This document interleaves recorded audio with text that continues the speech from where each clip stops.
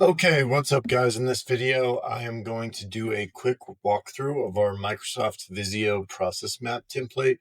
Whether you're just getting started with process mapping or you're looking for a good template to use with your organization, I'm going to give you a walkthrough of it. And then if you'll look in the description of this video, you will find a link to download this for free so that you can start to use it yourself. So let's walk through it. So there are 4 pages inside of this process map template. The first one is the cover page, right? So pretty simple. Swap your logo out with ours, change the name of the company. Where it says process map template, that's meant to be the name of the process. So update that to reflect the name of the process. The author would be whoever's creating the process, revision date, last time it was revised, division or whatever other business unit you want to put in here, and then the process owner who has ownership and accountability for the process, right?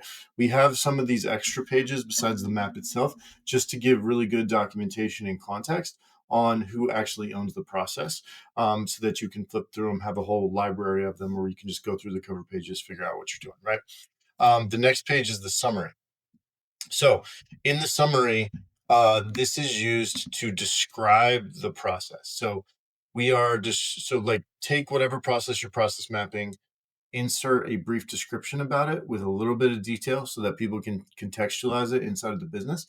It's also helpful if you describe the beginning and end points of the process so people clearly know inside of the process map where you're starting and where you're going to be ending. And then your level of detail or your process map level. You can put 1 through 4 on here based on the level.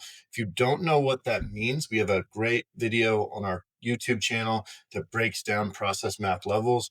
Go check that out because that'll kind of explain what we mean by level 1 through 4. But essentially, it's going through what level of granularity you're charting inside of the process map.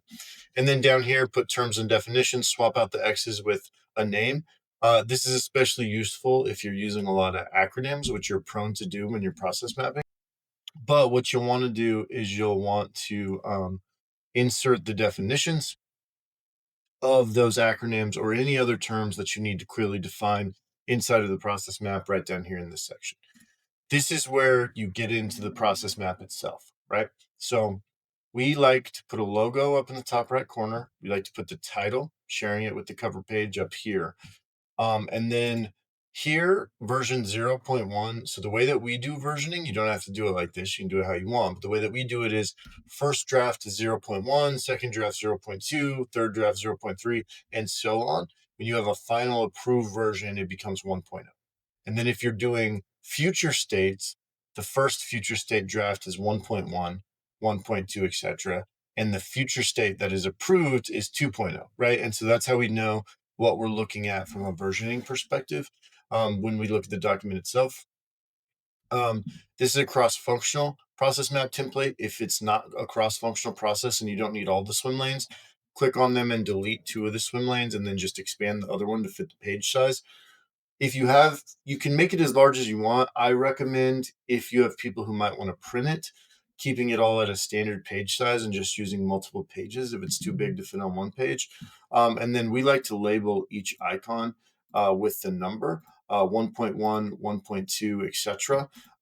Because that helps when you're discussing a process in like a group setting to easily call out, oh, step 1.2, as opposed to trying to describe exactly which step you're talking about.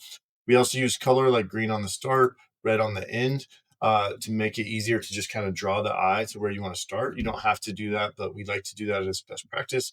And then we use color in the on and off page connectors to make sure that you can kind of find where you connect in, right? So if you're using an on-page connector, which this is obviously an example for the template, but you're coming off here and then you're coming back in here, that same color and same letter allows you to easily find where you're going.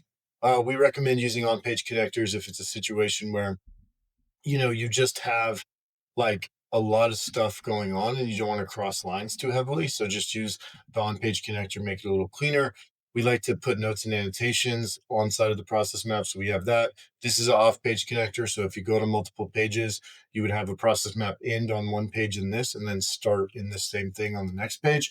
And then these little blue icons we use to call out controls. So if you have a control point inside of your process, we like to use this to show where controls are in the process, because especially if you're in a more highly regulated or audited industry, it's good to have like risk and controls document, a risk and controls inventory, so you can use this to kind of tie into your control points.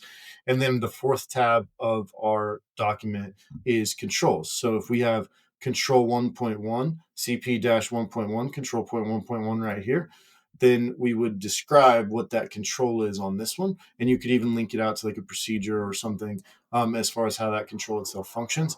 So if you aren't big on controls, if you don't want to document those, you can just delete the last page and not use it. But we like to document controls inside of our process maps. So that's kind of the basic breakdown of our process map template. Like I said, this is all in Microsoft Visio.